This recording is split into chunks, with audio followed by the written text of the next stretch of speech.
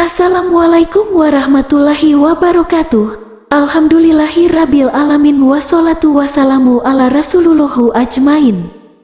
Sebelum memulai kajian pada hari ini, marilah kita panjatkan puji syukur kepada Allah Subhanahu wa Ta'ala yang telah melimpahkan rahmat serta hidayahnya sehingga kita dapat berjumpa dalam keadaan sehat walafiat seperti saat ini. Sholawat beriringan salam semoga selalu tercurah kepada Rasulullah Muhammad sallallahu alaihi wasallam. Allahumma sholli ala Sayyidina Muhammad wa ala ali Sayyidina Muhammad. Semoga kita semua selalu diberikan kesehatan, ilmu yang bermanfaat dan rezeki yang melimpah. Amin amin ya rabbal alamin. Sahabatku yang dicintai Allah, dalam kesempatan kali ini kita akan membahas tentang kisah lelaki yang berdiam diri di gua untuk membuktikan rezeki dari Allah Azza wa Jalla. Sebelum kalian melanjutkan menonton video ini, alangkah baiknya jika kalian menekan tombol subscribe dan juga menyalakan tombol lonceng supaya kalian mendapatkan update video dari channel ini. Sahabatku yang dicintai Allah, rezeki adalah ketetapan yang telah ditentukan Allah Azza wa Jalla. Setiap makhluk telah memiliki rezeki masing-masing meskipun tetap diperlukan usaha untuk menjemputnya. Jangan sekalipun meragukan rezeki dari Allah, karena sesungguhnya Allah Maha Besar dan Maha Segalanya. Ada kisah seorang lelaki yang ingin menguji rezeki dari Allah. Ia sengaja berdiam diri di dalam gua, namun ternyata Allah mengirimkan rezeki lewat cara yang tak pernah ia duga. Kisah ini dituliskan Utsman bin Hasan bin Ahmad Asy-Syakir dalam bukunya Duratu An-Nasihin fi Al-Wad wa Al-Irsyad. Dikisahkan bahwa Imam Az-Zahidi ingin menguatkan keyakinan tentang rezeki yang telah dijamin Allah. Beliau pergi ke suatu tempat yang mana tempat itu ada di sebuah gunung. Lalu beliau masuk ke dalam sebuah gua dan duduk di dalam gua itu. Beliau berkata, "Aku hendak menyaksikan bagaimana caranya Tuhan hendak memberiku rezeki di tempat ini." Kemudian datanglah sebuah rombongan pendaki yang telah melakukan perjalanan jauh, lalu datang menelusuri daerah itu. Akan tetapi tiba-tiba Allah Azza wa Jalla menurunkan hujan sehingga pendaki itu terpaksa untuk mencari tempat teduh. Maka mereka pun masuk ke dalam gua yang ditempati oleh Imam Az-Zahidi. Mereka menemukan Imam Az-Zahidi terdiam di dalam gua tersebut. Salah satu pendaki bertanya kepada Imam Az-Zahidi, "Wahai hamba Allah." Ketika Imam Az-Zahidi dipanggil, beliau tidak menjawabnya. Mereka si pendaki berkata, "Jangan-jangan dia kedinginan sehingga tidak mampu berbicara." Lalu mereka menyalakan api unggun di dekatnya sampai suasana terasa hangat.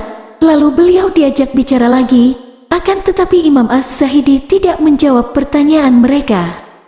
Mereka berkata, "Jangan-jangan orang ini kelaparan sampai tidak bisa diajak bicara." Maka mereka pun menyediakan makanan dan memberikan isyarat bahwa sudah ada makanan di depannya yang bisa untuk dimakan. Akan tetapi Imam Az-Zahidi tidak memakannya walaupun hanya sedikit.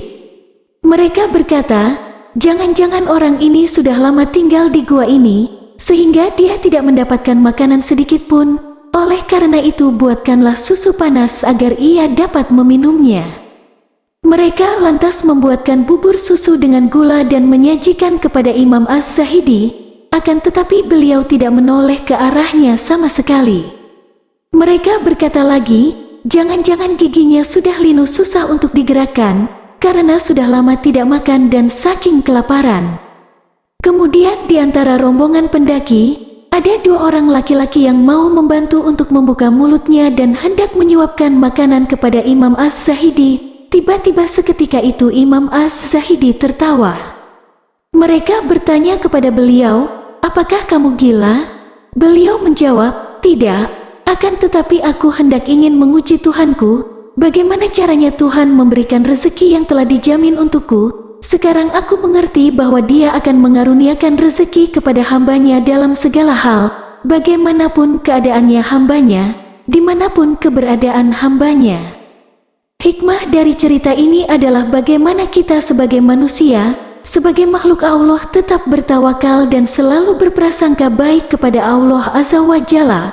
Allah pasti akan menolong hambanya, pasti. Maka dari itu, mari perbanyak amal ibadah agar rezeki kita berkah dan melimpah. Perbanyak amalan istighfar dan sholawat Nabi, agar rezeki yang seret jadi rapat. Ada beberapa tanda-tanda yang mungkin menunjukkan bahwa seseorang dikejar rezeki, beberapa di antaranya termasuk 1. Kegiatan ekonomi yang meningkat. Seseorang yang sedang dikejar rezeki mungkin terlibat dalam berbagai kegiatan ekonomi, seperti mencari pekerjaan tambahan, memulai usaha kecil-kecilan, atau berinvestasi untuk meningkatkan pendapatan. 2. Motivasi yang tinggi. Orang yang dikejar rezeki biasanya memiliki motivasi yang tinggi untuk mencari peluang-peluang baru untuk meningkatkan pendapatan mereka. 3. Keinginan untuk belajar dan berkembang. Mereka mungkin juga menunjukkan minat yang tinggi dalam belajar dan mengembangkan keterampilan baru yang dapat bermanfaat dalam mencari rezeki. 4. Berpikir kreatif. Seseorang yang dikejar rezeki mungkin memiliki kemampuan untuk berpikir kreatif dan melihat peluang-peluang baru di sekitar mereka. 5. Tekanan finansial. Jika seseorang mengalami tekanan finansial yang meningkat, hal ini bisa menjadi tanda bahwa mereka sedang giat mencari rezeki. 6. Produktivitas yang tinggi. Orang yang sedang dikejar rezeki mungkin menunjukkan tingkat produktivitas yang tinggi dalam bekerja dan berusaha. Namun, perlu dicatat bahwa tanda-tanda tersebut tidak selalu berlaku untuk setiap orang, dan setiap individu mungkin memiliki cara-cara yang berbeda dalam mengejar rezeki. Selain itu, penting juga untuk diingat bahwa pencarian rezeki seharusnya tidak mengganggu keseimbangan hidup dan kesejahteraan pribadi. Sekian dari kami, semoga sahabat yang dicintai Allah bisa mendapatkan hikmah serta pelajaran dari kisah di atas. Kami doakan semoga Allah memberikan keberkahan dan kebahagiaan selamanya kepada kita semua. Amin. Amin ya rabbal alamin. Assalamualaikum warahmatullahi wabarakatuh.